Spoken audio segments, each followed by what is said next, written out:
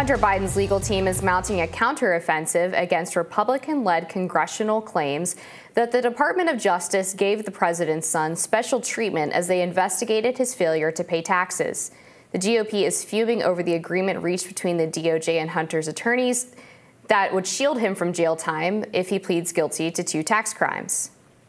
Biden attorney Abby Lowell sent a scathing letter to Congress accusing the House of skirting proper protocols and rules of conduct out of their seeming, quote, obsession with attacking the Biden family. Here to break down the latest in the Hunter Biden probe is Kelly Meyer, a congressional correspondent for News Nation. Welcome, Kelly. Thank you for having me. So what do you make of this? Was this letter something that was appropriate for Biden attorney Abby Lowell to send? Is it merited? So it's interesting, just taking a look, a 10,000 above Earth foot view, basically, that this has been going on for so long, this back and forth between Republicans on Capitol Hill and Hunter Biden in this investigation. Looking back to 2018, I believe the probe was originally opened. That was during the former President Trump's administration.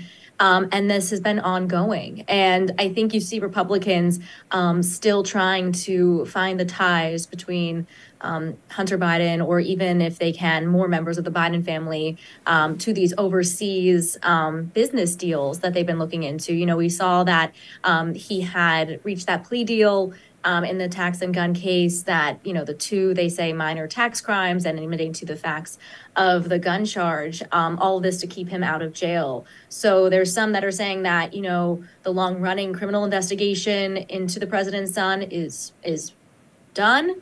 But then the prosecutor in the case is saying that the investigation remains ongoing, suggesting that there's matters, beyond the tax and gun issues still under scrutiny. So it looks like we're going to see Republicans going forward, especially we can imagine going into 2024, an election year where President Biden is running for re-election, that we'll be continuing to see this effort to go after his son, Hunter Biden, and see if there's anything more that they can find out in this investigation.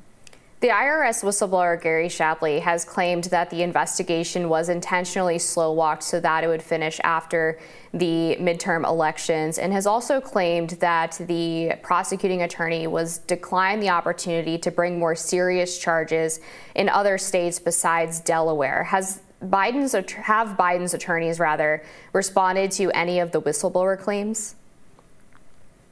I'm not aware of them responding to that just yet. And the White House really, as far as we know from the press briefing room, from the podium, has remained quiet on all of this and has tried to separate this, letting the Justice Department and others do their job. So in terms of slow walking or any kind of special treatment that is happening, we don't know. We can't say that that's happening within the administration here. Of course, it just comes under closer scrutiny with it being an election year, with the president running again, and with his father being in the position that he's in as president of the United States. But in any case, is what we saw even with the classified documents investigation into President Biden. We saw that they were trying to remain separate from the Department of Justice. So they're trying to be very careful here to not comment on anything that is beyond their purview in the White House.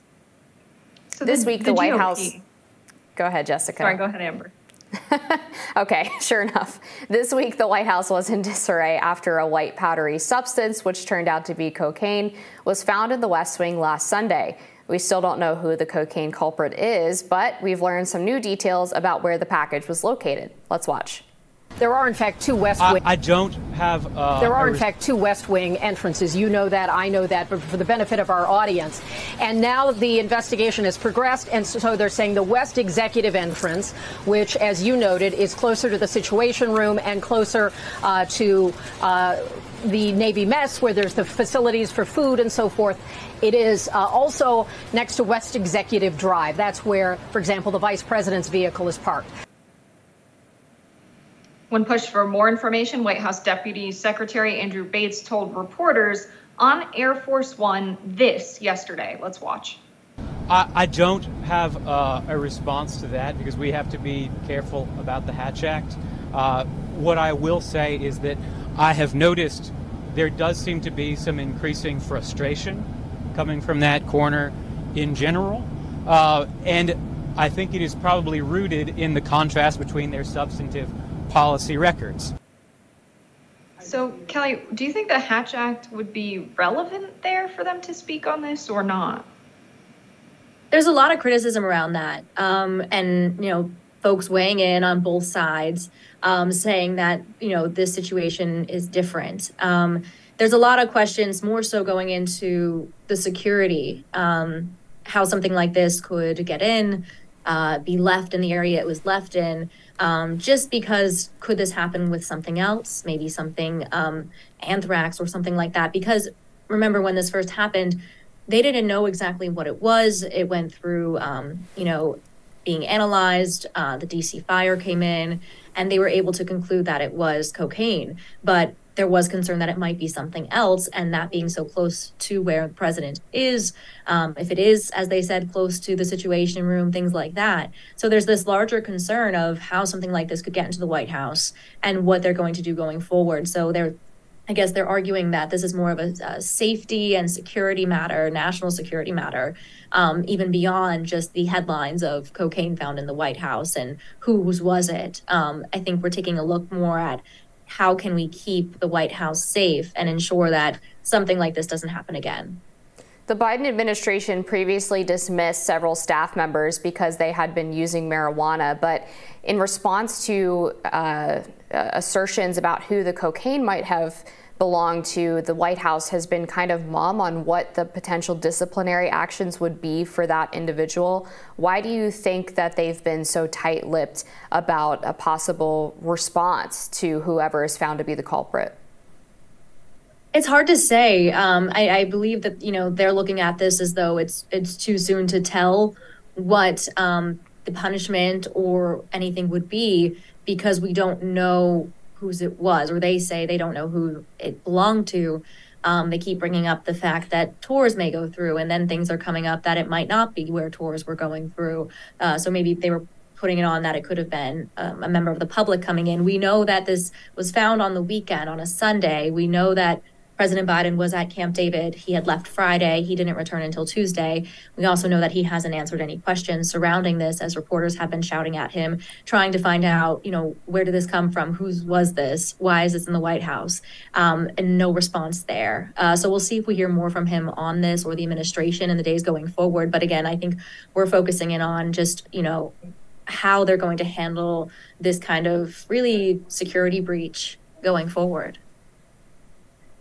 Now, given that the cocaine that was found was so close to the Situation Room, it doesn't seem to me that that would be a place that's frequented by folks on tours. I also know that there's a certain level of security for folks who go on tours through the White House. Is it likely that the person who was in possession of the cocaine was a member of Biden's cabinet, or was very close to the president, or is very high up in government in the United States? And if so, do you see, members of Congress taking action in the House Oversight Committee to deal with something like this if the response isn't satisfactory from the Biden administration? Yeah, and it's hard to say right now. Like you said, there's more coming out every day. Now we're hearing that it might not have been in the area that was frequented by visitors. It was an area that may not have been frequented by visitors. So there's more and more details that are coming out. And I think right now it's some speculation as to whose it was. But I do believe that Congress is going to look into this. So they were gone this week for the July 4th holiday. So they return next week, both the House and the Senate. So I'm sure you can expect that this will be something that they will be asked about, both Democrats and Republicans. And I believe it's something Republicans are going to try to dig into as well. Thank you, Kelly Meyer, for joining us to break down this topic.